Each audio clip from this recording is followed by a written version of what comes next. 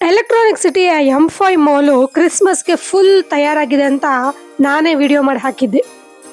ಹಾಗಾಗಿ ಈ ಕ್ರಿಸ್ಮಸ್ ದಿನ ಹೇಗಿರುತ್ತೆ ಇದರ ಅಲಂಕಾರ ಅಂತ ನೋಡೋ ಕುತೂಹಲದಿಂದ ಮಕ್ಕಳನ್ನ ಕರ್ಕೊಂಡು ನಾನಂತೂ ಹೋದೆ. ಆಲ್ಮೋಸ್ಟ್ ರೋಡಲ್ಲೇ ಅನುಭವ ಆಗೋಯ್ತು ಇದು ಭಯಂಕರವಾಗಿರುತ್ತೆ ಅಂತ. ಯಾಕೆ ಅಂತೀರಾ? ಪಾರ್ಕಿಂಗ್ ಅಲ್ಲಿ full rush and on the ವೇನೆ ರೋಡಲ್ಲಿ ಫುಲ್ ಬ್ಲಾಕ್ ಆಗಿತ್ತು.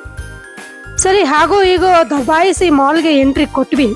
ನನಗೆ ಅನುಮಾನ ಆಗಿದ್ದೇನೆಂದ್ರೆ ನಾನೇನ್ ಮಾಲ್ಗೆ ಬಂದಿದ್ದೀನೋ ಇಲ್ಲ ಬೇರೆ ಜಾತ್ರೆಗೆ ಬಂದಿದ್ದೀನೋ ಅಂತ ಅನ್ನಿಸ್ಬಿಡ್ತು. ನೋಡಿ ಎಷ್ಟು ಜನ ಎಷ್ಟು ಮುಗಿ ಬಿದ್ದು ಬರ್ತಾ ಇದ್ದಾರೆ ಅಂತ. ಆ ಎಂಟ್ರಿ ಪಾಯಿಂಟ್ ನೋಡಿ ಎಷ್ಟು ರಶ್ ಇದೆ. ಒಂದೇ ಒಂದು ಎಕ್ಸ್ಕಲೇಟರ್ ಕೂಡ ಫ್ರೀ ಇರಲಿಲ್ಲ, ಹೆಜ್ಜೆ ಇಡೋಕ್ಕೂ ಜಾಗ ಇರಲಿಲ್ಲ ಅನ್ನೋಷ್ಟು ಜನ. ಇಲ್ಲಿ ಕ್ರಿಸ್ಮಸ್ಗೆ ಅಂತಾನೆ ಸ್ಪೆಷಲ್ ಗೇಮ್ಸ್ನ ಕೂಡ ಅರೇಂಜ್ ಮಾಡಿದ್ರು. ಚಿಕ್ಕ ಚಿಕ್ಕ ಮಕ್ಕಳಂತೂ ತುಂಬಾನೇ ಎಂಜಾಯ್ ಮಾಡ್ತಾ ಇದ್ರು. ಸಖತ್ ಖುಷಿಯಲ್ಲಿ ಆ ಗೇಮ್ಸ್ನ ಆಟ ಆಡ್ಕೊಂಡು ಅಲ್ಲಿರೋ ಟಾಯ್ಸ್ಗಳನ್ನ ತಗೊಂಡು ಆ ಕ್ರಿಸ್ಮಸ್ ಟ್ರೀ, ಸ್ಯಾಂಟಾ ಕ್ಲಾಸ್ ಎಲ್ಲಾನು ಎಂಜಾಯ್ ಮಾಡ್ತಾ ಇದ್ರು.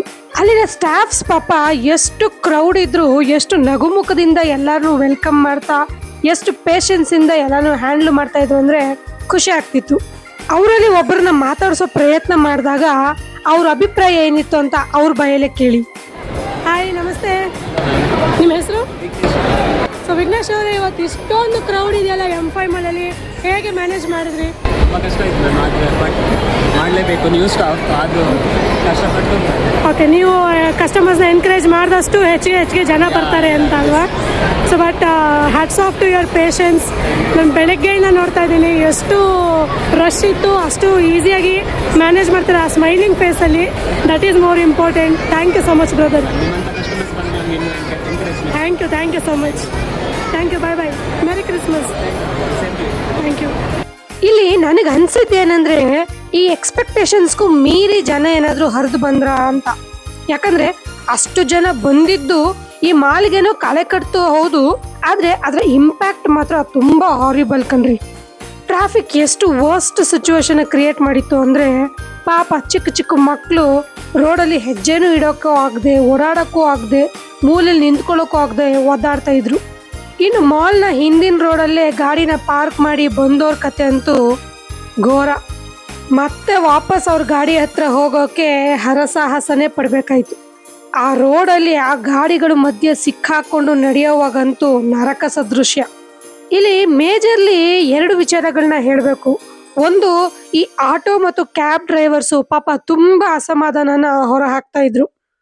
ಅವ್ರ ಅಭಿಪ್ರಾಯದಲ್ಲಿ ಹೇಳೋದಾದ್ರೆ, ಹೀಗೆ ಗಂಟೆಗಟ್ಲೆ ನಾವು ರೋಡಲ್ಲೇ ಕಳೆದು ಬಿಟ್ರೆ ನಮಗೆ ಬಾಡಿಗೆ ವರ್ಕೌಟ್ ಆಗೋದಾದ್ರು ಹೇಗೆ ಅಂತ ಪಾಪ ಆಟೋ ಡ್ರೈವರ್ಸ್ ಮಾತಾಡ್ಕೋತಾ ಇದ್ರು.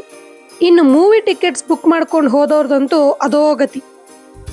ಮೂವಿ ಶುರುವಾಗಿ ಇಂಟರ್ವಲ್ ಟೈಮ್ಗೆ ಮೇ ಬಿ ಅವ್ರು ಮಾಲ್ ಸೇರ್ತಿದ್ರು ಏನು, ಅಷ್ಟು ಜಾಮ್ ಇತ್ತು.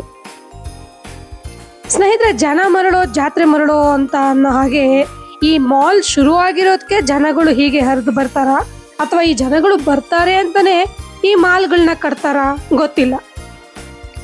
ಇಲ್ಲಿ ಮಾಲ್ ಬಂದಿದ್ದೇನೋ ಖುಷಿನೇ, ಆದ್ರೆ ಅದಕ್ಕೆ ಎಂಟ್ರಿ ಎಕ್ಸಿಟ್ ಕರೆಕ್ಟ್ ಆಗಿ ಪ್ಲಾನ್ ಆದ್ರೆ ಚಂದ. ಫಸ್ಟೇ ಎಲೆಕ್ಟ್ರಾನಿಕ್ ಸಿಟಿಗೆ ಇರೋ ಇನ್ನೊಂದು ಹೆಸರೇ ಟ್ರಾಫಿಕ್ ಜಾಮ್ ಅಂತ. ಇನ್ನು ಈ ತರ ಆಗ್ಬಿಟ್ರೆ ಕೇಳ್ಬೇಕಾ? ನಾವಂತೂ ಮೂವಿ ಟಿಕೆಟ್ ಬುಕ್ ಮಾಡಿ ಮೂವಿ ನೋಡೋಕೆ ಅಂತ ಹೋಗಿ ಜೊತೆಗೆ ಮಾಲ್ನ ಒಂದ್ ರೌಂಡ್ ಸುತ್ತಾಕೊಂಡು ಬರೋಣ ಅಂತ ಹೋಗಿದ್ವಿ. ಆದ್ರೆ ನನ್ನ ಅಭಿಪ್ರಾಯದಲ್ಲಿ ಈ ಮಾಲ್ಗಳಿಗೆ ಎಂಟ್ರಿ ಆಗೋಕೆ ಎಂಟ್ರಿ ಫೀಸ್ ಅನ್ನೋದೊಂದು ಇಡಬೇಕು. ಆಗ ಮೇ ಬಿ ಸುಮ್ಮನೆ ವಿಂಡೋ ಶಾಪಿಂಗಿಗೆ ಅಂತ ಬರೋರೆಲ್ಲ ಕಡಿಮೆ ಆಗ್ತಾರೋ ಏನು. ನನಗೆ ಗೊತ್ತು, ಈ ಸುಮ್ಮನೆ ಫೋಟೋ ಶೂಟ್ಗೆ ಅಥವಾ ವಿಂಡೋ ಶಾಪಿಂಗ್ಗೆ ಟೈಮ್ ಪಾಸ್ಗೆ ಅಂತ ಬರೋ ಜನ ನನ್ನ ಮಾತನ್ನು ಕೇಳಿ ಸಿಟ್ಟಾಗೋದಂತೂ ನಿಜ.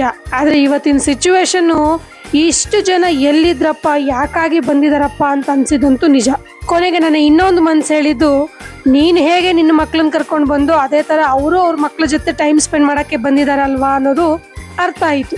ಬ್ಯಾಂಗ್ಳೂರಲ್ಲಿ ರಜಾ ದಿನಗಳನ್ನ ಕಳೀಲಿಕ್ಕೆ ಜನಗಳಿಗಿರುವಂಥ ಒಂದೇ ಒಂದು ದಾರಿ ಅಂದರೆ ಅದು ಮೂವಿ ಅಥವಾ ಈ ಮಾಲ್ಗಳು.